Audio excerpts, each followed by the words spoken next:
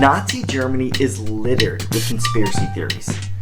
Claims they practiced witchcraft, that they believed in Norse gods like Thor and Odin, that they thought they came from an ancient alien race of Aryans that may or may not be living in Antarctica, wonder weapons to control gravity, an expedition to find the Holy Grail. Could a belief in the supernatural have led them to justify unspeakable acts of evil? Could any of this be real? More importantly, could we be going down a similar path again? To help me learn this and more, I have today's guest. He's one of the foremost experts on Nazi Germany. He's written several books, including Hitlers Monsters. Please help me welcome Eric Kurlander.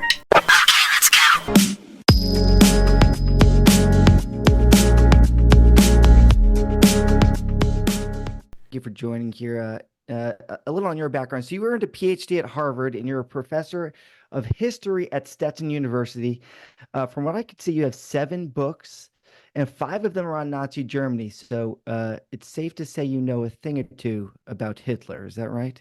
Yeah, actually only 2 are specifically on Nazi Germany. 5 Okay. are on German and European and even Asian history from, let's say, the 16th century to the present. So while I have written 2 books exclusively on the Third Reich, much of my work has to do with other topics and other areas of German history, which is actually helpful when you look at the comparative kind of repercussions of the kinds of thinking we'll be talking about today, because I have some knowledge of other European countries, and they're dealing with let's call it the supernatural imaginary. That's what I call it in my book, or romantic or neo-romanticism, or whatever you want to call it, conspiracism, occultism. We can talk about that. Yeah, and that's exactly what I'd like to get into. So first I want to lay the foundation for the people listening, on the occult and esoteric or border sciences, like you mentioned them in your book, Hitler's Monsters, which encompasses all these things. Because, it seems like every couple hundred years, there's a resurgence on this esoteric thinking. Like, in the 1600s, Isaac Newton was a famous occultist, alchemist, and then 1800s, late 1800s, you had Aleister Crowley, and then the Golden Order of the Dawn, something like this, and then Rasputin was Order another of the mystic. Golden Dawn or something like that. Yeah. Right. So these things were not specific to just the Germans. So what is it with the occult that makes it so appealing to people? So first of all, let's start in the 16th century, since you already brought it up, 16th, 17th. Until that point, there was no real discrete boundaries between what we might call the occult and science, much less religion and science, right? Most universities in the late Middle Ages were founded as theological faculties, and then they started to study things like metaphysics and physics. And Newton, it's not that odd that Newton was into occultism, because he was just then developing what we would now call modern natural science based on empiricism and secularism. So in a way, while that's a fascinating period, we have to basically look at the break that occurs around the scientific revolution and Enlightenment, late 18th, early 19th century, the Industrial Revolution, that starts to make it clear to normal people, right, that there is this thing called science, which can answer a lot of questions and doesn't resort to magical forces under the earth, in the heavens, religion, Valkyries, Thor, Odin, Jesus, right? That's a relatively modern transformation of the way people approach the world. So the important thing to say, until the 18th or 19th century, everyone thought in what you're calling a cult. I would just say faith-based or supernatural terms, pretty much everybody. Even the classical Greek authors, never really went after collectively the idea of divinity or certain gods being behind various forces of the universe, even if they tried to separate them in what we would call a Cartesian way. So my work starts in the late 19th century, because by that point, anyone who's educated recognizes you can explain an awful lot through empirical science. So then the question is, why are you getting this research? You're calling it a resurgence. I'd say it's the first modern kind of appearance of all these kind of neo-faith-based approaches to knowledge, right? Whether it's occultism and esotericism, we can talk about what that is. That's just one subset of what I research in Hitler's Monsters. Whether we talk about paganism, alternative religion, Eastern religion, this fascination with yoga and Tibet and Hinduism and Buddhism, not always authentically. It's not like these people were actually learning what those religions were about, but their belief that somehow they could glean better knowledge about their body, about their mind, about the spirit by studying it in Germany, Britain, America, France. And then finally, you have what I call border science, Grenzwissenschaft, what we might now call pseudoscience, right?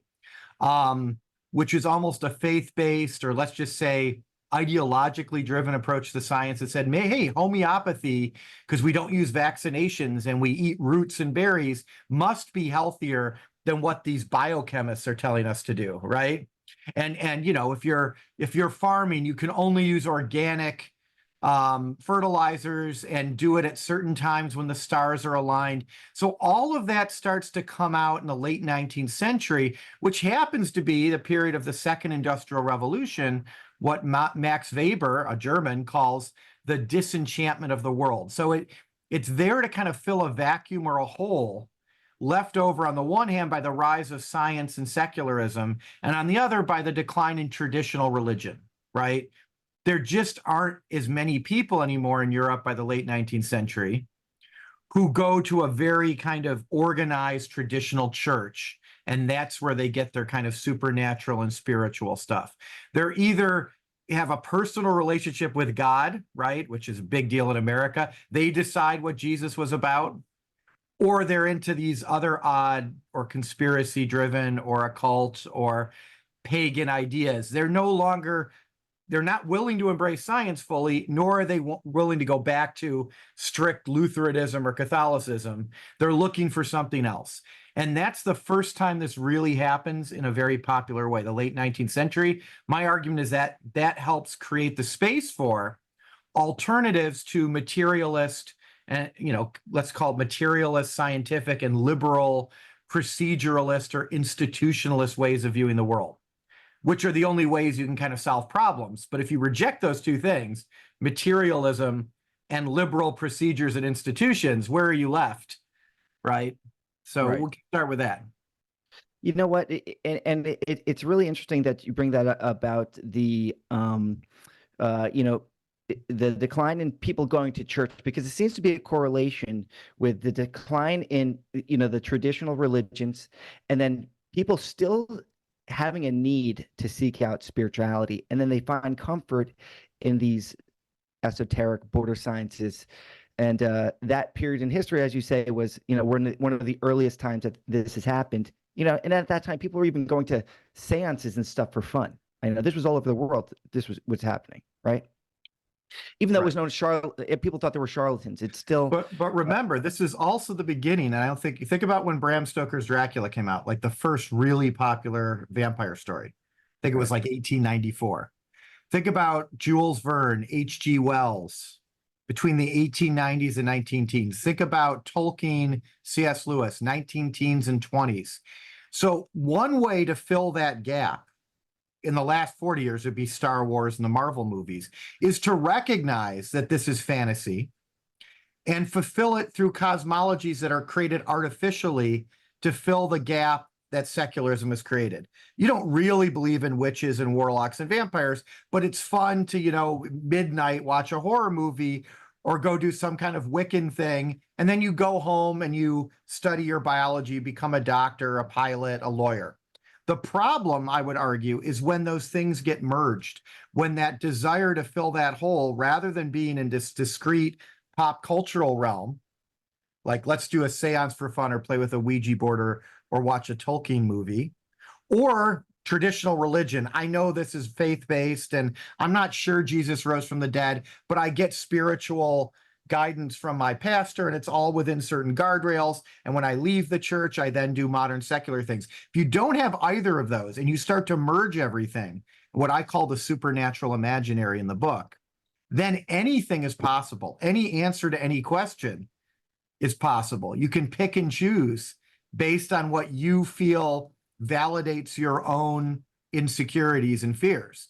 And that I argue in the book is the first step towards basically fascism, authoritarianism, alt-right, racial and spatial doctrines, because you're no longer accepting what mainstream science or liberal institutions and constitutions are telling you to accept, right?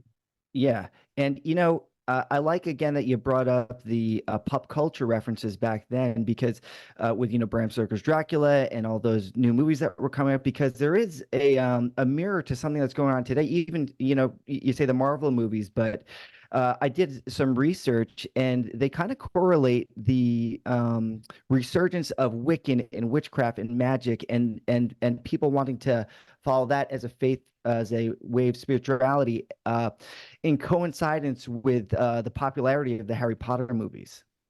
So when that came out, and you look at the age range of the people now, the sales of like Mother's Tarot cards are the highest they've ever been, and they relate it all back to these are young people that grew up with magic, knowing in their pop culture. I haven't seen the And, sociology on this. I would argue that Yeah.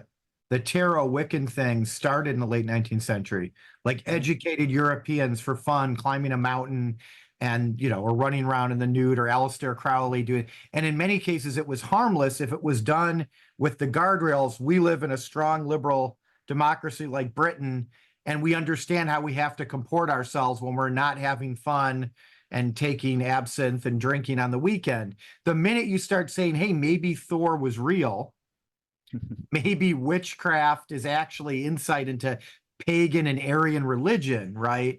Which you also see in the neo-folk movement in Europe right now, then it becomes dangerous. And I think, so that you saw it in the 60s. There are a lot of hippies were into it. I don't think that Harry Potter per se has led to it. What I would say is Harry Potter is a parallel consumerist outcome, meaning there are those who get into Wiccan stuff, which really has very little to do. If you look at Harry Potter and the kind of liturgy of witchcraft in Harry Potter, it has very little to do with Wiccanism per se, right? Mm-hmm. You have almost none of the kind of worship of nature and, I mean, the certain kind of traditions going back to what we might even call Luciferianism or Manichaeanism. Harry Potter is very much a set of books written for kids in the Narnia tradition, just happens to be less overtly Christian. That being said, I do think the popularity of Harry Potter fills a need for certain bourgeois educated urbanites who are never going to become fascist, right? Right. Or actually believe it, that Wiccanism fills for maybe people who are closer to rejecting modernity in certain ways or modern parliamentary politics and kind of checking out and believing in conspiracy theories. So if I had to pick what way people are going to fill their spirituality, I don't want to get ahead of the game here, I'd say Harry Potter movies and books are safer maybe than Wiccanism as a kind of lifestyle, but even that could be very neutral. So socially, politically, ideologically, though we've seen that appropriated by the far right in Europe and to some extent the United States, right? Yeah. In ways that no one's appropriated Harry Potter and Hermione as a code for fascism. However, with Tolkien, we know that I forget the name of that billionaire right now who's funding a lot of the MAGA Republicans. He uses Tolkien Peter Thiel terminology. Yeah, Peter. Yeah. He uses it as kind of a code for his ideology because he sees Tolkien as hearkening back to a kind of pagan world of Aryan Nordic men fighting Untermenschen, right? Subhuman orcs, things. So, Tolkien did not intend that. What I'm saying is we can see certain aspects of pop culture get appropriated. I think Tolkien has been to some extent appropriated that way. I don't think Harry Potter has to the same degree. I do think Wiccanism, like it did 100 years ago, can provide a bridge to rejecting science, material explanations of the world, vaccinations, your doctor, healthcare, single-payer healthcare, and becoming skeptical of what they're telling you. That I do think is happening for people, not all people who get into Wiccanism, right? If it's just a group of hippies try and have fun on the weekend and experience the mountains and the forest, it's one thing. But when it becomes a kind of sect or sectarian experience, it can pull you away from the complexities of material reality. And that, again, is what I study in the book as a precondition of becoming a far-right authoritarian or rejecting liberalism and liberal democracy. Right. And it all comes back to, people's wanting to fill that void of spirituality and that making them susceptible, which brings me to this question. And it was a great quote by Alfred Rosenberg that I've heard you say before. Why were Germans particularly susceptible to this? So, I've been working with some colleagues, a political scientist and a psychologist, to do some contemporary quantitative analysis. So we gave surveys to Americans that, we'll get into this later. I'll leave this for later, but let's just say that there is nothing distinctly German about it. What I would say is the German experience of modernity between, let's say, the Napoleonic Wars and the 1890s, so 2 or 3 generations, was different than the French and British. So everyone went through a kind of romantic reaction to the Enlightenment, right, in the early 19th century. Whether it's Byron, Shelley, Keats, Wordsworth, Heine, Arndt, Fichte in Germany, Chateaubriand in France, they're all starting to say, you know what, this very clinical, Cartesian, secular, rational, almost mathematical analysis of the world that the Enlightenment thinkers kind of said, this is the new way of thinking, doesn't quite do it for us, right? So some of those romantics remained quite liberal. Like Byron, went to fight for Greek independence. Others were interested in Kubla Khan, or, Christabel, Coleridge's paid to lesbian vampires, right? It wasn't that political. But in Germany, having been invaded multiple times now by the French and not having their own country like the British and the French, a lot of the romantic movement started to become quite nationalist and try to describe kind of the German history and traditions and myth or mythology in a way that made Germans feel better about themselves in this period of crisis, occupation, and war. So in that period of the second half of the 19th century, I think you already have this tradition kind of romantic or supernatural, whatever you want to call it, thinking that was a little more politicized and a little more in what we might call a proto-folkish or nationalist way because of German experience, right? That comports very well with esoteric thinking, mythology, theories of frost giants and Aryans, right, and Thor and Odin. Now, even despite that, Germany's so modern and so liberal that before World War I, they're on much the same trajectory as Britain. It's a monarchy, but a monarchy that's becoming much more modern, democratic, industrialized. World War I really acts as a trigger there. So you've already got this slightly more coherent, romantic view of what it means to be German and nationalist and folkish that maybe existed among other Aryan types in France and Britain and America, but it wasn't as strong because America, Britain, and France were doing really well, right? Had huge empires, were dominating the world. Germany's trying to catch up, and then they get destroyed in World War I. And I think that really triggers this kind of what I call the supernatural imaginary or neo-romantic thinking as a way of squaring the circle and explaining why you feel that you should be, as an individual, great and recognized and a kind of, important person who people care about, and your country should be that way, but you're being told that you're a criminal who destroyed Britain and France, who committed all these war crimes. You got the Versailles Treaty. So that kind of triggers a more ardent commitment to this border science, esotericism, paganism, which might never have happened in Germany and Austria if they win the war. You see what I'm saying?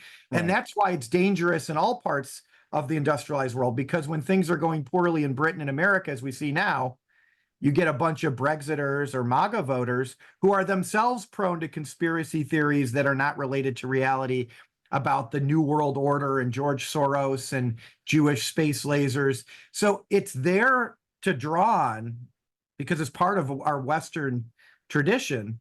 in all these countries, and it depends on what your experiences are in terms of war, depression, crisis, right? And what kind of leaders you have, right? If Gustav Stresemann, who was a brilliant liberal leader, won the Nobel Peace Prize, doesn't die in 1929, literally weeks before the global financial crisis, and if Hitler isn't the head of the far-right parties in Germany, remember, there are these far-right parties, Germany, Austria, they're all saying the exact same stuff. If you don't have someone as charismatic as Hitler, Germany never goes fascist anyway. Even the Nazis never got more than 30% of the vote. So despite all of this, there was no inevitability to it. What I'm trying to do in my book is show you how this kind of thinking, when it's operationalized or weaponized, right, can become really, really dangerous, not just in socio-political terms, but also in terms of science, health, nature, right? Because people stop believing in any kind of objective measures of reality. And yeah, and it wasn't that long ago, so we can't act like this is, we're so far from those people. And I like that. So now we're getting into kind of the Thule Society that you talk about, and what stemmed from there and their thinking, because everybody, kind of the top leaders of the Nazi party, many of Hitler's top guys, they were very much into this esoteric. They were part of that Thule Society before, like, his top guys like Rudolf Hess, the junior Führer there, who was a vegan, Deputy Führer, right? He I was a would vegan. use either Thule, which is what Right. you'd say in English, or Thule in German. It's Thule, not okay, Thule. Thule. Yeah, so Thule Okay. or Thule, either way.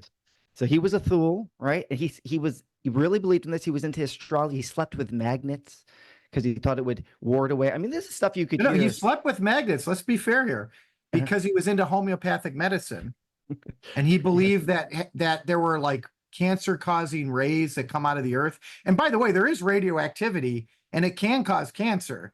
Like a Right. lot of the homeopathic and border science stuff, there's an element of truth to it. It wasn't completely devoid of science, but his own theory, which had not been proven at that time, if anything, magnetic resonance imaging, MRIs, can cause problems. But he believed it would somehow counteract or protect him from these invisible cancer-causing rays.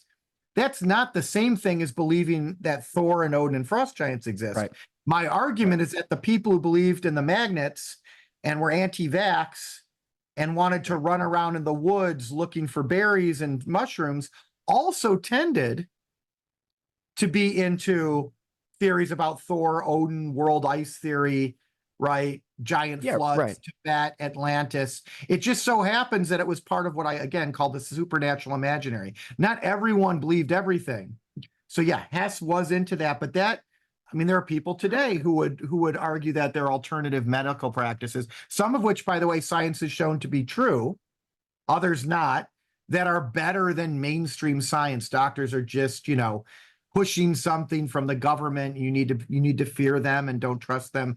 That was where Hess was coming from. He didn't quite trust mainstream medicine, nor did he completely reject it. And that's where the magnets come from.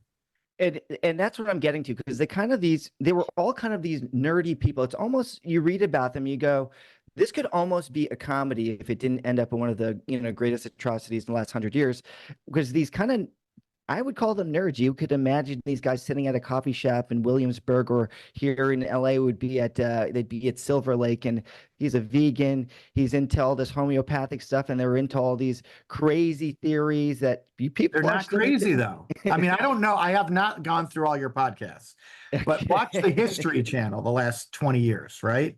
Yeah. It used to be, maybe it was overly kind of military history, whatnot, but it was generally mainstream history, kind of watered down for a general audience. That's what TV has to do.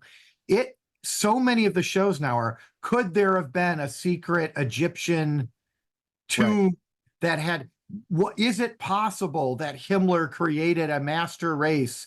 The way the Atlantis stuff and the ancient aliens. This comes out of that late 19th century border scientific Ariosophic milieu. The Nazis were totally into that. They thought Atlantis had existed. They called it Thule, and may have been populated by a super race in prehistoric times that mated with aliens. To think about how many like older and retired white guys are sitting at home right now in Britain and America, the same ones who vote MAGA or Brexit, watching with fascination about Atlantis and ancient aliens and greater and lesser races. We should not, this is exactly what I'm trying not to, we cannot dismiss what these Nazis thought, who are only about a third of German society, as crazy, when so many people today who have the right to vote, who have normal jobs, who have children, who have access to normal education, are interested in similar things. It doesn't mean all of them are far right, but you're seeing the same kinds of logic, right? Yeah. Could it be that ancient aliens created these crops? It could. There's a 0.2% chance maybe, but why is that your explanation for why Bolivia looks the way it does, when there are also these much more mainstream geological explanations? Right. Could it be that that there was an ancient super race that lived in the North Atlantic and was so far ahead of all the other lesser races, but then there was a terrible flood and they escaped to Tibet, where they maintain ancient Aryan knowledge? Could it? Sure, it could be, but what are the chances? So that is, I don't want to call that crazy, because there's a large minority of people in Germany, Britain, France, the Netherlands right now, who either are fascinated by it, even if they wouldn't take a lie detector, or actually believe that's a better explanation than what they learned in geology, social studies, and chemistry. So let's be careful about dismissing it. It may, and you may not believe it because you took science class, but I've met plenty of people who do. Well, right? Yeah, the reason why I bring that up is because, I was going to finish and say that these are the same sort of ideas that we hear right now. I don't know how familiar you are with the story of the Anunnaki, from Sumerian texts, and it sounds a lot. I know I've heard of it, but I have not done any my own research on it. So don't ask me about it. I actually interviewed an archaeologist about this about a month ago, who was on the History Channel, Ancient Aliens, but who almost explains this exact story of how they and I'll ask you a little more about the world ice theory here, so you can explain that. But that there was these original 7 races, aliens that came down, manipulated DNA, and that's how we are here today. And somehow But this archaeologist, if we're calling them an archaeologist, doesn't believe that. They're saying that's what conspiracy theorists believe about what actually has nothing to do with that, right? This is just basically folklore from Sumerian text. That's all it is. Right. So there was an ancient folklore belief, just like Thor, Odin. Yes. In multiple races. Got it. Great. Right. So these all seem Gilgamesh and all of that. Okay. Exactly. That's exactly what it is. And it seems to be very related, to this. When you hear about this, what, Hitler and Himmler were saying then, because now also, we talked about Hess, but also Himmler was even probably the most extreme into all of this sort of border science. Yeah. So Himmler, again, I want to be careful here and say Germany, because it was at the forefront of modern science, right? And had a lot of famous Jewish scientists who they lost, which is one reason they didn't get the bomb first, fortunately, because of this. But they maintained a lot of their really good physicists and chemists, and a lot of them found this stuff laughable, right? In the same way that if we say there's a wing of one of the American parties right now that believes this stuff, many people in that party don't. They're just afraid to say it. And certainly doctors and scientists and military people who would vote for that party wouldn't embrace it. They just see it as, well, that's the crazy stuff we need to talk about to get elected. So let's be fair to the Nazis in this regard and say many Nazis found a lot of this stuff laughable. But what's worrisome is that Himmler, who was arguably the second most powerful Nazi, believed in a lot of it, did just believe in it. He poured millions of dollars of research money into exploring other parts of Europe and the world for evidence to support his theories about ancient aliens and Ariosophy and Atlantis, all the way to Tibet, right? Right. He tried to create miracle weapons using alternative technologies. And Hitler, who I would say was straddled these two worlds, Hitler was never really into this stuff in the way that Himmler or Hess were, but he liked it enough and was tolerant of it enough not to just say, we can't have anything like this associated with our regime. Basically he said, if you're interested in it and it helps me get votes, or it helps me get a super rocket or wonder weapon, go ahead. That's not the same thing as literally waking up and doing homeopathic yoga exercises, but it shows you that it was tolerated or supported at a very high level in a way it would be hard to argue that any right or left-wing mainstream party in Europe in the 30s did, right? Not in Britain, not in France. I don't care if this is socialists or conservatives or liberals.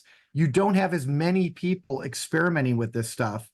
And then this gets to the politics. Even the ones who were skeptical of it, like Goebbels, hired a bunch of astrologers to come up with horoscopes that he could then feed back to Germans and gullible West Europeans to try to convince them Germany was going to win the war. So he recognized, as Rosenberg did, you mentioned Rosenberg, that enough Europeans, Germans, and Austrians especially, were into this that they could be manipulated through these ideas. So whether or not certain Nazis believed it, what the big lesson is, many of them saw ways of manipulating people. You know, why have them take mainstream physics, chemistry, and biology if you can give them racialized history and geopolitics and talk about Tibet and Aryans and Atlantis? And they used it for that caused conflict. Right. And some scientists said this is not a way we're going to have a modern army that can beat the French and the British. I mean, I have that in the book, where Nazis, like Nazi scientists who weren't coming from the party side, but they were scientists who liked what Hitler had to say about the world, said, we have to stop this world ice theory that Himmler's pushing and Hitler's pushing because it's making us dumber, right? And then Himmler would get angry at them and say, well, I'm not going to give you any funding because you don't have faith in these alternative Aryan ideas. You're interested in Jewish science, right? This is like a tension within Germany. The same way now, you know, you have people who want to teach creationism alongside biology in America. Yeah. Because they definitely didn't believe that, you know, humans came from primates theory. They thought that was ridiculous, that these, you know, the Aryans came from, like you said, this special race. And let's go back to Hess. I don't want to say they. Many Nazis did believe. Many. Okay, many. They weren't thrilled by it, but they understood that evolution had been pretty well established, but they were frustrated by it. So some didn't like that, so they tried to come up with alternatives. Some actually believed in this bizarre Ariosophic stuff. The point is, there wasn't an overarching commitment to, ironically, given all the talk about biology and eugenics, mainstream science. This is what I'm getting at. There was always a tension between mainstream German science, which is at the forefront of world science, and this folkish alternative border science, which Nazis were disproportionately supportive of, not exclusively, compared to liberals and socialists, right? Yeah. And that created a lot of problems, but it also gave them the freedom to say whatever they wanted about Jews, about Slavs, about foreign policy, right? So they used it as a way to cope ethically with a lot of the things that they were doing. It helped there too. So if you committing human experiments on people you recognize as human beings, whether through secular humanist, liberal Enlightenment theory or through Christianity, is very difficult. I mean, we did it anyway in the United States, right? Tuskegee experiments, but it's harder to get away with it because science and liberal principles tell you it's wrong, and Christianity. But if you're operating in that border scientific realm, you can argue that there are different hierarchies of races, and these weaker races, even if you have no real scientific evidence that race in a discrete way in 7 different groups exists, you can claim it exists, and then you just apply it any way you want. To give you I mean, we understand what they did talking about Jews as this malevolent, vampiric, demonic race. But one of the more interesting things to show you how this border science works, they had a bunch of race experts and eugenicists that they hired, right, to deal with the Roma and the Sinti, what used to be called gypsies, were these transient groups. Many people think they originated in northern India, then they were in Romania. I mean, obviously, a lot of Western societies that have treated the Roma and Sinti badly, rules against them living in your town, whatever, a little like Jim Crow, right? That preceded the Nazis. So the Nazis come in, and you would think, given the traditions that are anti-Roman Sinti, they would send them right to Auschwitz with the Jews. What's interesting is Himmler and some of his acolytes believed that the pure gypsies, Zigeuner, were actually Aryans, because remember, Northern Indian Aryan? And so he didn't want to kill them because he wanted to study them because maybe they're pure Aryans. His theory is that's when they mixed with Slavs that they became really nasty. So he was willing to kill a whole bunch of them, but the ones that he claimed were pure Roman Sinti got a special camp at Auschwitz so he could study them like zoo animals. And then he got into arguments with some of his scientists who said, we don't want to offend you here, but what you're saying doesn't make sense scientifically. How could the pure gypsies, if this is a race problem, be better or superior to the ones who mixed with Europeans who we thought you agreed were superior to gypsies? You follow what I'm getting at? So even Nazi scientists were confused, but Himmler won and he got what he wanted. My point is, in a normal society that embraces liberal values and civil rights and or science, you couldn't have had that happen at a high level. The Third Reich, you could, right? Because of the esoteric, supernatural, border scientific tradition that many of these people came in with. So go back to talking about they went to Tibet. They had some sort of fascination with Tibet, and they even tried to prove that these Tibetans were also descendants of Aryan, and they would measure people's skulls. Yes. Explain this sort of. Well, so first of all, until maybe World War I, what we would call phrenology, this measurement of skulls and heads and brain size, was relatively mainstream.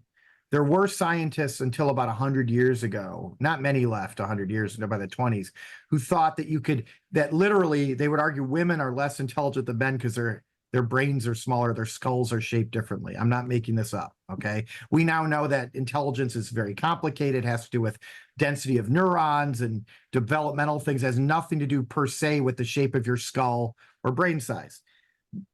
As you can imagine, in a country where they had rejected many of the traditions they themselves had started in terms of chemistry, biology, and physics, there were Nazis who thought, no, we can learn a lot by measuring brains and skulls about race and intelligence. So they kept doing it decades after most modern regimes that accept basic scientific and material principles and have civil rights laws would have ever done it. One of the ways they did it wasn't just measuring, which they literally would do in class. They would call students up. There's a famous movie called Europa, Europa, which is a fictionalized version of the experience of an East European Jew who spoke German and survived the Second World War. And this guy actually existed. It wasn't a made up story, by claiming he was a lost German Aryan. And there's a scene in it, which he experienced, where they brought him up to the front of the class because they kept doing this with students to show how they're Aryan. And they did say some things like, well, he's not complete Aryan. You could see he's probably from the East, blah, blah, blah. But he's clearly an Aryan because of his nose and his ears. Of course, he was fully Jewish.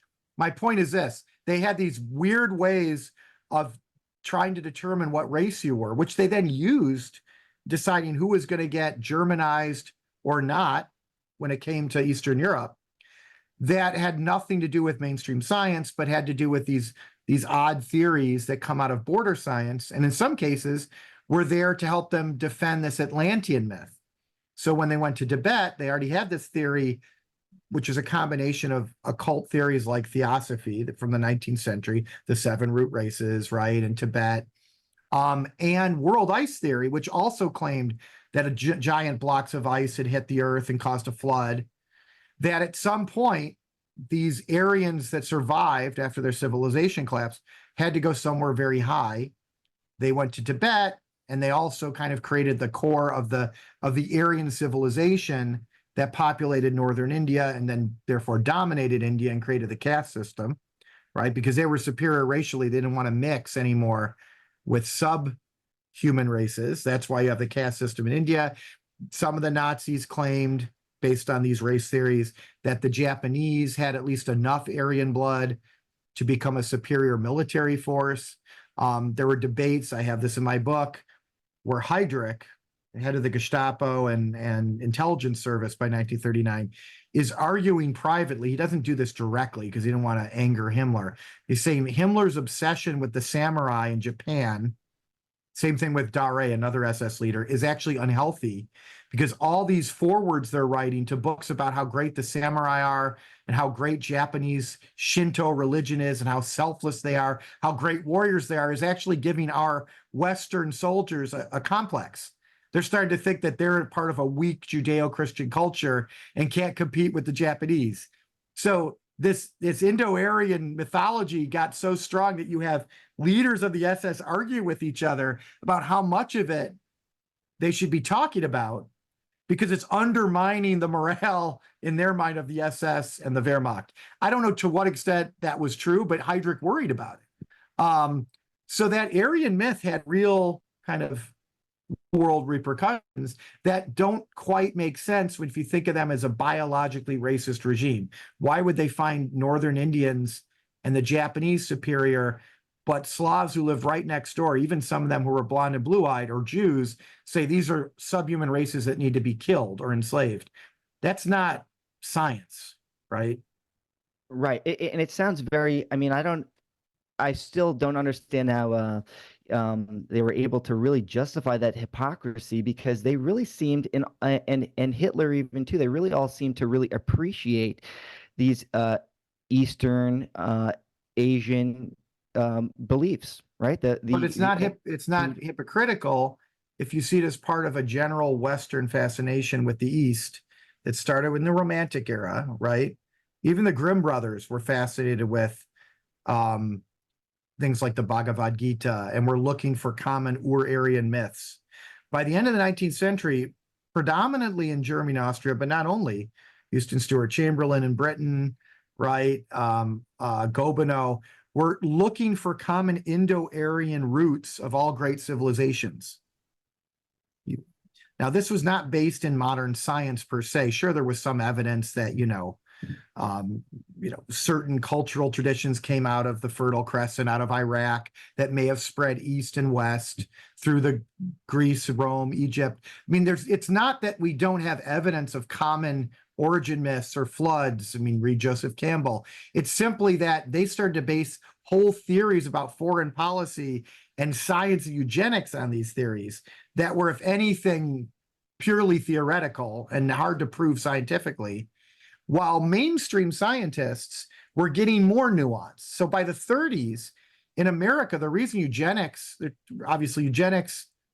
was discarded for two reasons. One, everyone saw what the Nazis were doing, especially by the 40s, and realized we don't want to emulate them. But the other thing that was happening is mainstream science was getting good enough statistically and experimentally to show things like there is no evidence that there's discrete races in which no matter who you are in that race, you're either stronger or weaker, smarter or less intelligent than everyone in another race. What they could show statistically and experimentally is what you have over time in very uneven ways are the mixing of different Homo sapiens groups, and based on diet and a generation or two of being impoverished, you might have population differences, but it wasn't linked to thousands or millions of years of evolution, as the Nazis were claiming, right? They didn't care about the fact that mainstream science was starting to reject eugenics theories by the 30s, including, ironically, a German named Franz Boas at the University of Chicago. They just ignored it so they could defend their pre-existing ideologies about the Jews and a new world order and a global conspiracy of Judeo-communists to destroy Western civilization. Since they came in with that ideology, they had to find the science, right, to defend it. Right. And it really all comes to a head when Hess flies on his own to try to broker a deal, right? Because an astrologer told him. Is that true? Can you explain that? There's no concrete evidence. So first of all, like I said, there were tensions within the Nazi regime. Let's go back to Mein Kampf, right? Everyone's heard of that, so I'll start with that. There's a famous passage among people who study the Third Reich in Mein Kampf where Hitler goes off on, which is bizarre if you don't know the history, right, on wandering scholars clothed in bearskins, okay? This is a modern political campaign book, right? Written in 1925. Why is he talking about wandering scholars clothed in bearskins, because there's a huge tradition across Europe, especially among neo-folk and neo-pagan and folkish groups, which dominate Germany and Austria, to go into the woods and look and do Thor and Odin and Wiccan feats and wear animal skins and talk about the berserker wolves that followed Odin. And they're really into the Nazi movement. And he knows that. But he's also worried about getting mainstream people to vote. So Hitler says, we can't just be a movement of wandering scholars in bearskins, people running around talking about root races in Atlantis. If that's all we are, we're never going to get enough votes to take power. Fast forward a couple years later, Goebbels, this is in my book, gives this whole speech. Remember, Goebbels was a propaganda minister. So if you want to know the Nazis' views on what they should be saying to the public versus what they actually believe, be Hitler and Goebbels. And Goebbels has this whole thing on homeopathic medicine. He's like, I'm tired of our followers arguing over allopathy versus homeopathy and which is more natural and Aryan for the blonde, blue-eyed body or whatever. That is not how we're going to become a mass movement, right? Now, if you just read that superficially or talk about what happens with Hess, which I'll get to in a minute, say, oh, the Nazis are anti-occult, right? But then you ask the question, why are they having to tell their followers not to keep talking about this and be obsessed with it? Why was there, what did we call him, that guy on January 6th wearing the animal skins, the shaman? Right, the shaman, yeah. Why would that guy be there?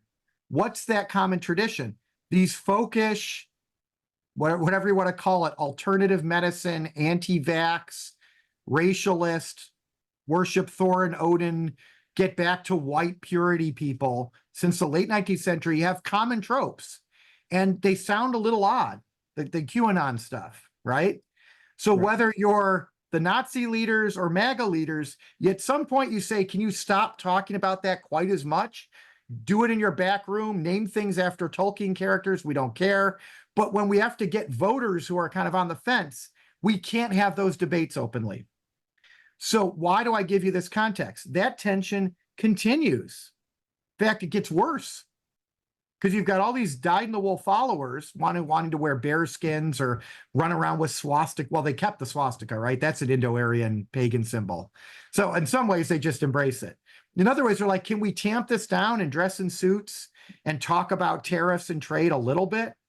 So what you're seeing with Hess, by 1941, he's still deputy Führer, meaning that within the party, he's technically the person who replaced Hitler as head of the party, like the head of the Democratic National Committee or Republican National Committee.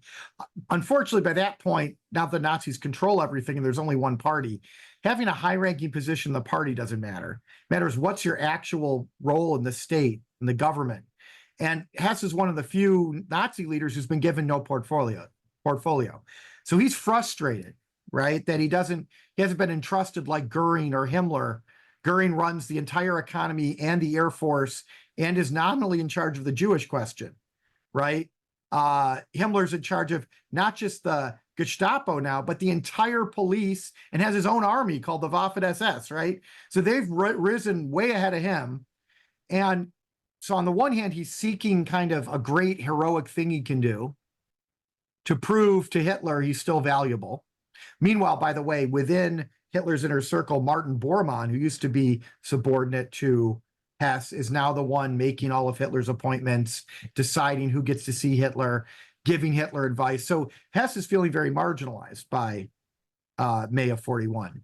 The other thing is Hess, despite being into all this occult stuff, I can't emphasize this enough, is not crazy. He reads books. Like you say, he's kind of a nerd. And he heard Hitler himself say 1,000,000 times, we cannot afford a major two-front war. That's why we lost in World War I. Well, what does he see Hitler planning to do by May of 41? Military historians and people who watch History Channel know this, invade the Soviet Union. So Hess thinks if we're going to do that, and I don't see any way to stop him, right? Even Goering had said, really, Stalin made this deal with us. He's given us stuff. I hate Stalin. He's primitive and subhuman. And they've got a bunch of Jews there. But as long as they're giving us free stuff and not fighting us, why would we do this? Even Goering is a little skeptical. The problem is, I don't want to get into like a whole lecture on history here, but Hitler is frustrated that Britain hasn't surrendered. He sees that America's through Lend-Lease is supporting them. He recognizes it's going to be a long war. And so because he hates Jewish communists so much, he always talks about Judeo-Bolshevist people destroying the world and hiding everywhere, right? And the Soviet Union for him is dominated by Jewish communists. In his mind, if he can just destroy that and take all the resources, Britain will surrender. They dominate the continent. So for a variety of reasons, resources, geopolitics, ideology, Hitler's committed. So Hess knows he's not going to stop him. So Hess thinks, well, the next best thing, maybe I convince that this other Aryan empire of Anglo-Saxons, who Hitler used to like when we weren't fighting, the British, to recognize that Judeo-communists are the real threat and Stalin and pull out of the war and stop fighting us. So that's why he flies. Did his astrologer possibly tell him to fly on this day or that day, or the weather's better here or there? It's possible. But guess who said that that's what happened? Who said that? Hitler. Other Nazis who didn't like Hess. Okay. So Martin Bormann and Goebbels and Heydrich, the head of the Gestapo, all go to Hitler separately, collectively, I forget, and say, the reason he did this is he's nuts and he's into astrology. Which is why Hitler then orders, for the first kind of concerted time, the Third Reich, an actual police move against occultists. It's called the Hess Action. Because 8 years in, they did have another minor move against occultists in 1937, which we can get to if you have time. But the big one was in 41 during the war, when Hitler was told by his subordinates, the reason Hess did this crazy thing is he was into astrology. What's interesting to me, as I show in the book, though, is after a few weeks, they stop. The question is, why would they stop? Why don't they kill a bunch of these occultists? Why does a bunch of them end up getting out of the concentration camp? And my argument is, no matter how many times someone in the Third Reich said, these people are nuts, they're creating alternative propaganda, they're cult leaders, they caused Hess to go nuts. And at some point, too many Nazis and or Germans are into it for them to want to get rid of it, because that's a way that people are making sense of the world. Hitler himself intervenes in June to say, I don't want you going after magicians or people who practice magic. I like magicians. He's friends with the head of the Reich Magicians Association. And a bunch of these debunkers, these people who want to show that magic isn't real, and they give like performances showing how you do, they're like frustrated. Like, why is Hitler saying that? If he doesn't like the occult, why would he want a bunch of magicians going around with pentagrams and weird capes, deceiving people and doing seances in public for money? He was like, I like it. It's good for the people. The military likes it. Leave them alone. So my point is, you can't really move against it because it's so intrinsic to the way many Nazis think. And again, they knew it was powerful for propaganda purposes. Exactly. So there.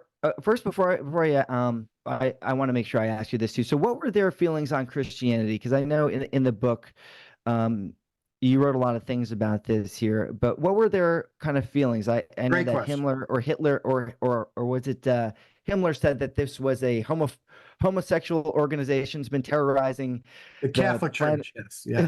We need a problem. We need a few minutes to do this, because as I argue in the book, when we're talking about the occult, right? If you're an occult practitioner then or now, so you believe in some particular order of the golden God knows what, or the Hermetic, society of this, or the Knights Templar, you often have your own set of beliefs that you think are absolutely the true insights into the real secret knowledge that most people don't know. And then some other esoteric group that's a rival to yours, or that breaks off from yours, right? Like the Anthroposis Brook, they're all wrong.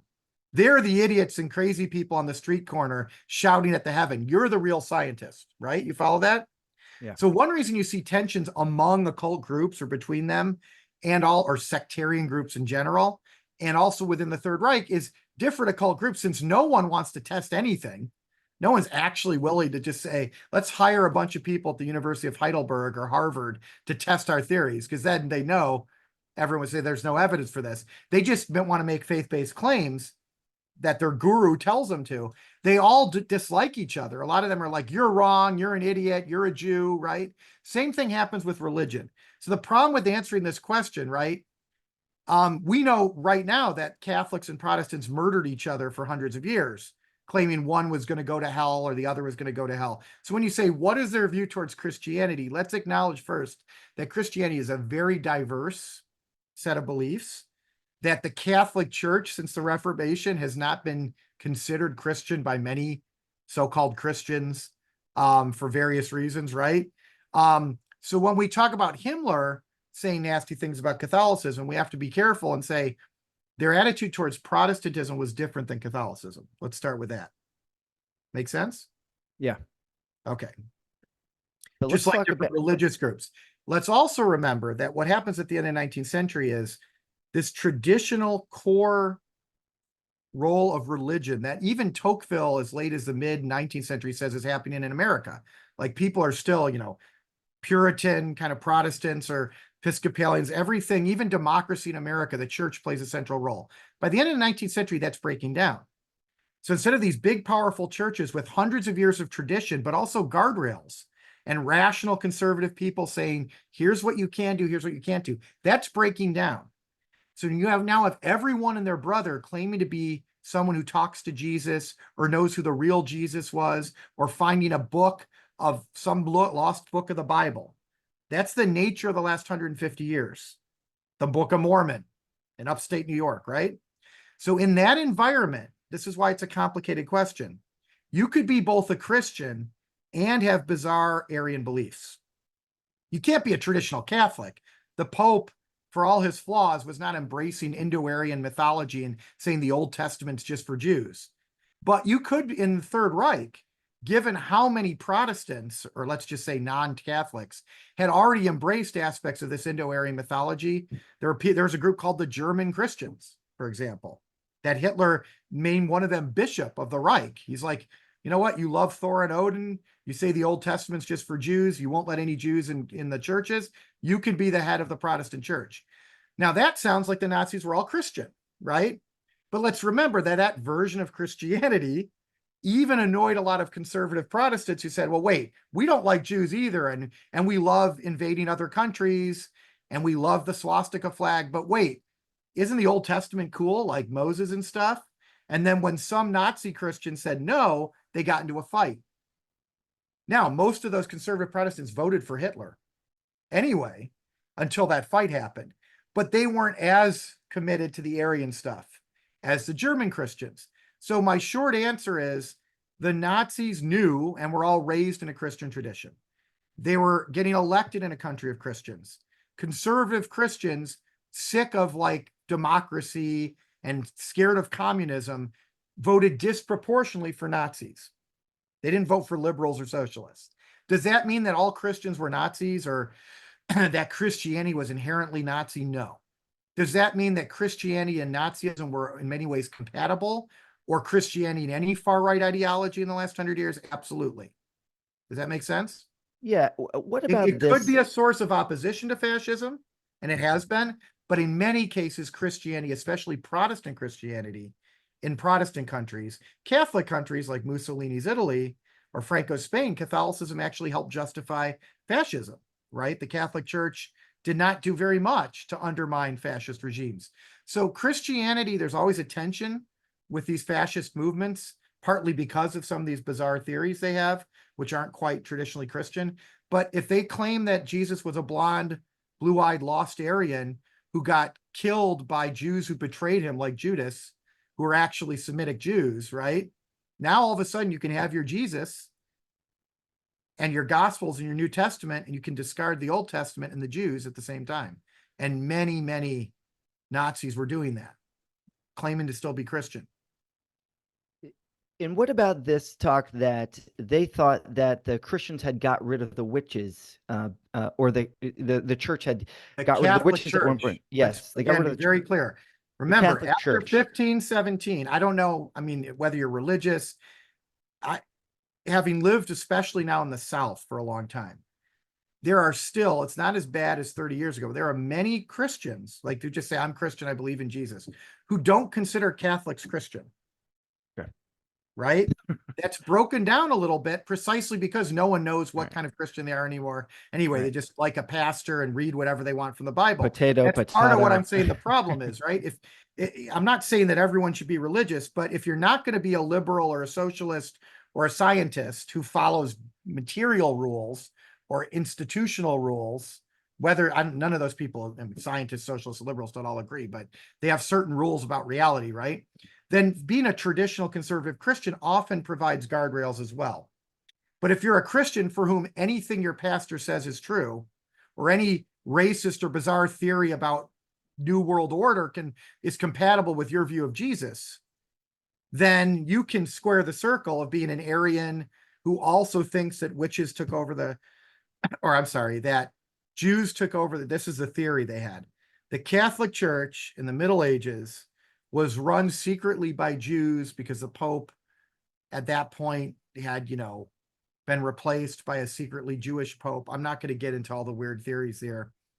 And that the Catholic Church, which saw Aryan racial and cultural civilization as a threat to its Jewish theories, right? That everyone should help the meek and the poor, and that you should just wait to get to heaven to have a good time and follow the rules of Judeo-Christian society and sacrifice for the weak. They hated that. I already mentioned how much they loved Shinto, this ancestor worship and being a warrior and caring about the racial warriors in your own past. So a lot of the Nazis like this Catholicism, this Christianity, at least the Catholic version, is weakening us. It's cosmopolitan. They let anyone in, right? Africans, converted Jews, people in Latin America. So that Catholic Church hated Aryan race and religion. And the only way that they could fight against it was to claim it was part of the devil's work.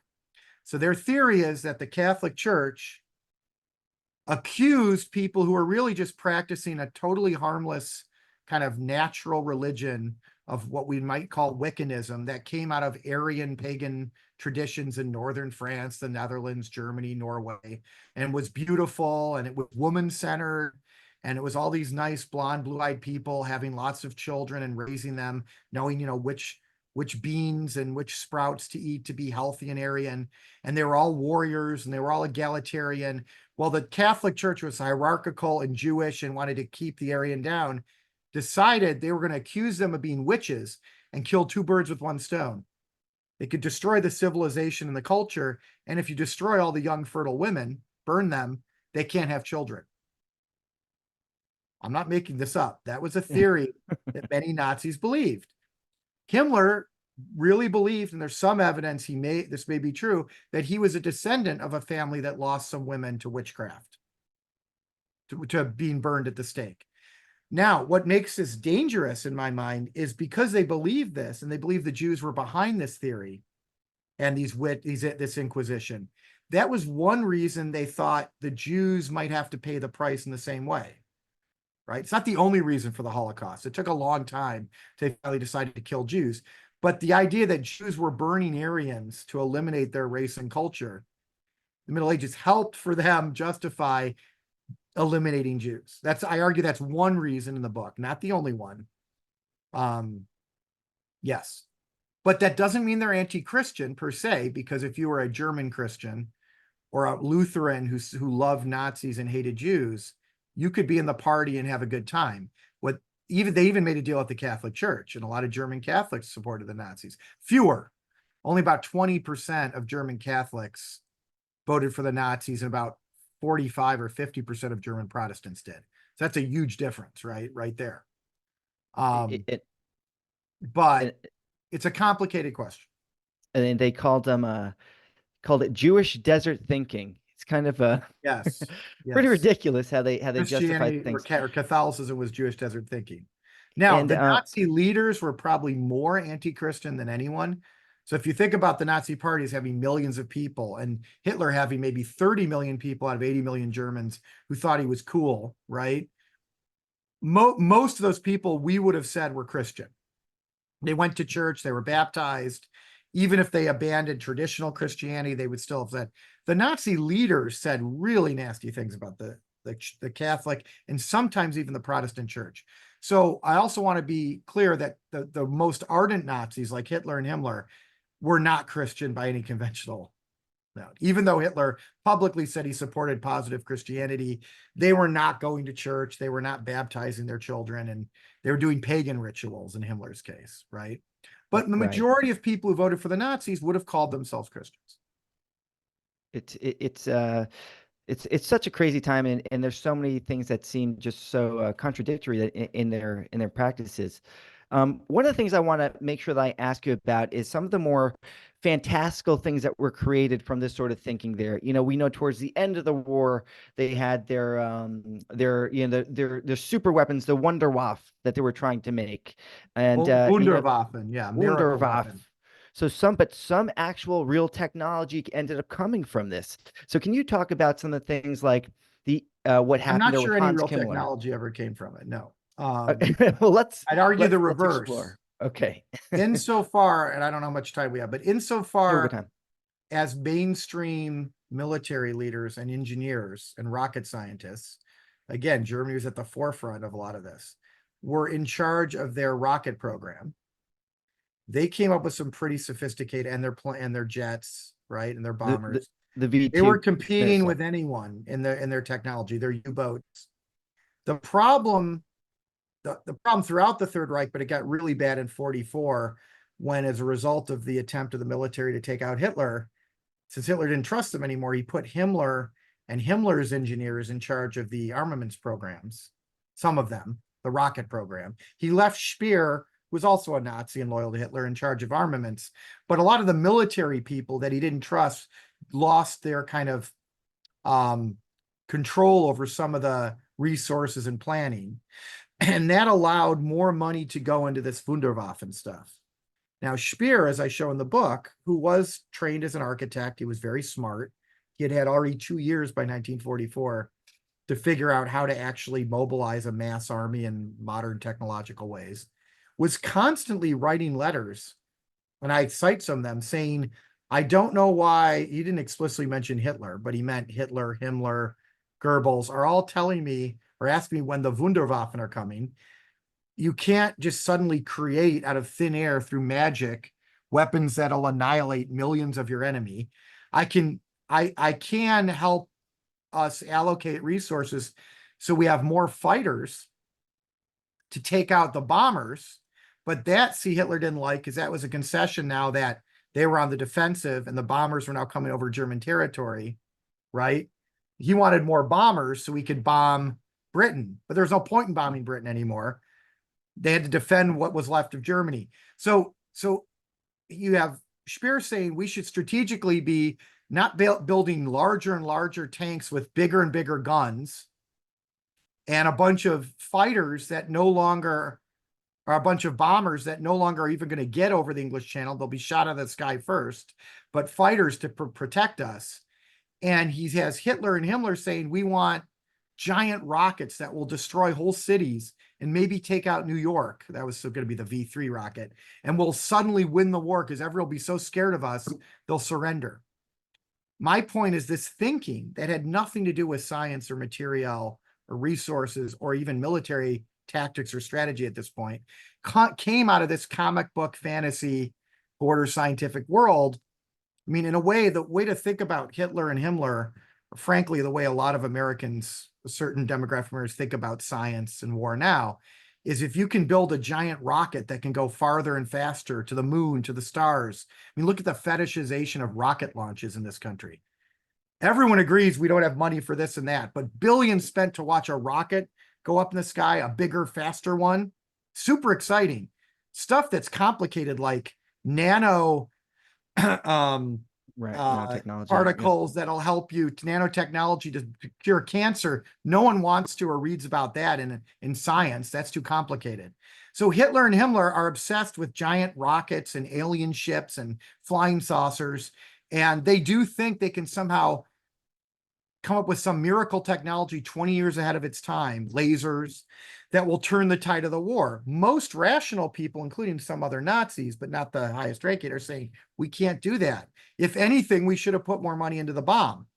But of course, they scared off all of the Jewish and liberal scientists, which then and now most people who are highly educated are not fascist, or certainly not in the scientific realm obsessed with frost giants. So a lot of those people left or were persecuted. They didn't care because they were interested in building giant rockets and space lasers and things we didn't have the technology for in 1980 or whatever, 84, when Reagan announced, the Star Wars. They certainly didn't have it then.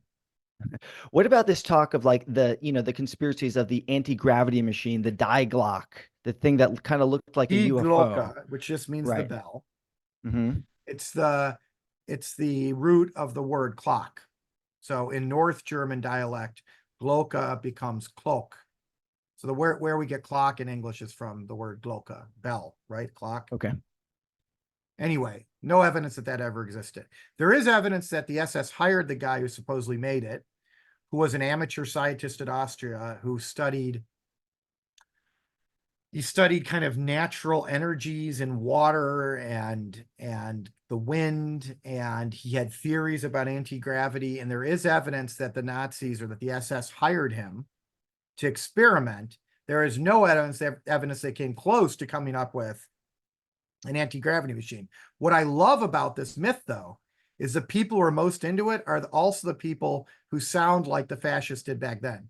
So there are a bunch of crazy guys running around Europe and America who are obsessed with finding the truth about the Glocke.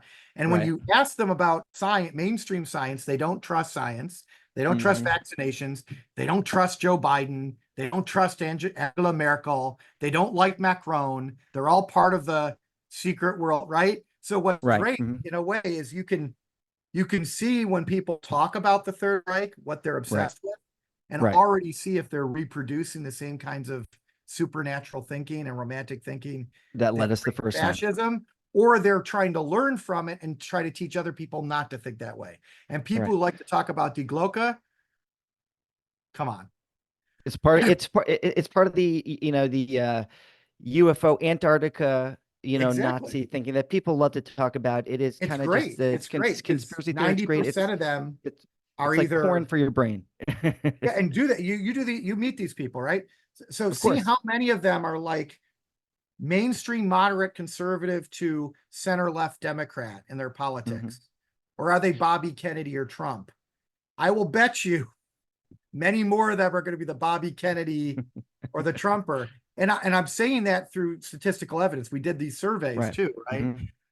And that's the problem, right? Because that's your first step. If you're into the Glocke or ancient aliens or Area 51, that's what you really think's going on.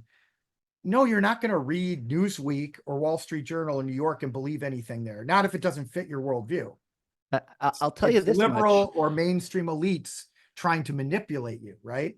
Yeah. I'll tell you this much, though. I did just interview an author on Paul Shatskin, and he wrote a book on Thomas Townsend Brown. And he supposedly did most of the anti-gravity work during that time for the U.S. And there is evidence that he was sent, and this is all part of the Freedom of Information Act, that during the time that the U.S. found that the Germans were doing some sort of anti-gravity technology, that he went there and was part of that team that supposedly that whole movie with Clooney, the Men Who Stare at Goats. Yeah. While it was never the center of our government or private sector research, as I've said many times in this interview or podcast, and I want to reiterate, there were plenty of people, and there are mainstream people sometimes, who are worried maybe there is some kind of alternative technology out there, or something we need to get out ahead of. Sometimes that kind of thinking, like when Einstein first published his theory of relativity, which seemed to counter Newtonian physics, which seemed to work, right? A lot of people said he was crazy. Like, how could there be giant, hugely heavy pieces of matter that no one can see? How can space and time bend? So I'm not arguing, to be very careful here, that there aren't alternative ways of knowing or boundaries that we need to move beyond sometimes in terms of science or spirituality or anything to try to get at what's really going on out there, right? That X-file thing. I'm saying that 90% of the time, the answer has been discovered or we have far more plausible explanations. And most of these people are not brilliant people like Einstein who realize that there's a small percentage of cases where Newtonian physics doesn't work, when things move very fast, very heavy. And I need to find out what's going on there. And he did, right? Or small, very small quantum mechanics. They just want to square the circle to explain a world that's otherwise complicated and daunting and frustrating to them, or just boring. And those people, if they're doing it for fun, reading Thor comic books or Tolkien, great. I love horror movies. If they're starting to go on your podcast and say, what is the government hiding from us? What anti-gravity? Those people, I would argue, go ahead and do your own qualitative survey. See if they would vote for Pete Buttigieg or Mitt Romney, who represent basically the full spectrum of anything any educated person in Europe from the center left to center right would vote for. Or if they're like, no, those people are part of the establishment and they're evil, they're communist, I'm saying that you could have big impact there. Our single podcast won't, because while it's fine to explore these things, I do worry about the collective psychosis created by it, because it's very similar in my mind to the supernatural imaginary that preceded the Third Reich and fascism in Europe. This general 100%. frustration with mainstream science and traditional religion, and all these people flocking to some alternative, which conditioned them not to believe anything that someone who was committed to liberal institutions, mainstream press, science, math believed, or they didn't believe much of it.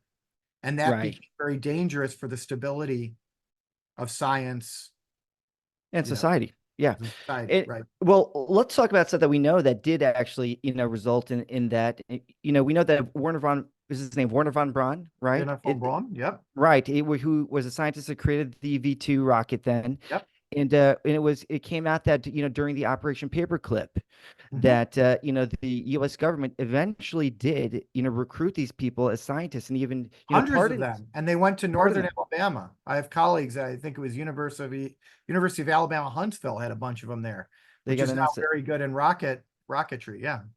And this Werner von Braun would have been tried for war crimes, and he actually became the first head of NASA, and was the part of the early creation of DARPA. I think the precursor to NASA. I don't know that he was officially the head of what we now call NASA. Yeah, well, it was the original DARPA, so ARPA then. Right, so it was what we did when in response to the Soviets with Sputnik, and but because of this kind of craziness that you talk about, this science fiction that they were, or this border science that they were. But von Braun was a mainstream rocket scientist. He was a mainstream rocket scientist. Einstein was a mainstream physicist. I mean, but he wasn't a Nazi, Einstein. No, but what I'm saying is, anytime a country is dominated by a single party, I don't know von Braun's complete background. I think he was always right of center and probably joined the Nazi party early on. But the fact that he was a Nazi, I don't think dictated his science. What I'm arguing is that many Nazis who weren't scientists were pushing an alternative to science that von Braun would have found did find problematic. The fact that we hired some former Nazis who were good at science doesn't mean we were embracing the theories the Nazis were embracing. I don't know if that's where you were going. Yeah. So because they also had great physicists over there, Max Planck, right? Right, and and we did take them on, but it was part of that. They're kind of when they went to that realm of trying to search for that, Wunderwaffe. Well, remember what I just said, though. What happened to people like, literally, I believe they literally told Werner von Braun that he will now have to take orders from Himmler's a guy named Kammler, whose real background in engineering was building, I believe, the barracks at Auschwitz. He didn't have a rocket background. So the worse it got, the closer they got to Götterdämmerung, right? The Twilight of the Gods, the Wagnerian thing. Hitler and Himmler kind of closed ranks and stopped trusting these scientists. So von Braun lost a lot of agency, I believe, in 1944. Again, I'm not a military or historian of science, precisely because he was seen as part of this mainstream group and wasn't as open to the Wunderwaffen idea, right? I mean, he did help build the V1 and V2, but those were, for better or worse, mainstream technologies. Right. So let me ask you about the fantastical stuff again, the conspiracy stuff. What is this about Antarctica? What was the Nazi obsession with Antarctica? Is it real? So first of all, in my own research, and the thing I like to tell people about how historians work is I would never claim that history or even political science or sociology, econ, is a science like natural science. But why we call these things social science is you have a hypothesis, right? You come up with a methodology or an experiment, and then you report on what you find. So my hypothesis when I started the research is there is more to this kind of narrative about the occult, paganism, mythology, and its impact on the Third Reich than we currently have in what we call historiography, what historians are talking about. It may not be what's on the History Channel, but it deserves a second look. Some of the stuff I found is exactly what you would expect. So I found all this stuff about paganism, the occult, astrology. And it doesn't mean I've looked at, this is my point. I didn't look at every source that's out there. So I don't want to say they weren't interested in Antarctica. There is some evidence they are fascinated with Antarctica and send expeditions. What I can't say from my own research is it had occult roots. It may be the reason that the Russians and Americans are obsessed with Antarctica and Arctic, having to do with actual science or geopolitics or finding routes around the world, right? So what I can't answer there is where it came from. The presumption of some people is it's because of their belief in frost giants and Thor and Odin. I didn't see evidence of that, if that's what you're asking. Yeah, that's exactly what I was Okay. trying to get I to. did see evidence that fueled other expeditions, but not the Antarctic stuff. Because Tibet, this, yes. yeah, so it was Tibet. It was the search for the Holy Grail. This Otto Yes. Rahn They figure, were right? interested That in, actually you know did what they happen. weren't interested in, but gets reproduced since the 1960s because there was this like crypto historical book written that all these hippies was reading called The Spear of Destiny. And now every bad History Channel documentary talks about the Spear of Destiny.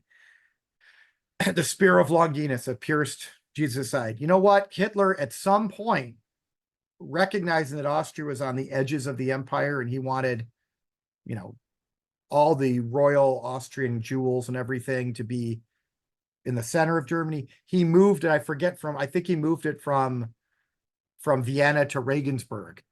He never ran around Europe with the Spear of Longinus, like the Ark of the Holy Grail, thinking it was going to help him win a victory. I've seen no evidence that high-ranking Nazis were fascinated with it. This is another example, like with the Die Glocke, of something that people talk about all the time, but if you go to archives and spend, 8 years reading stuff, never comes up.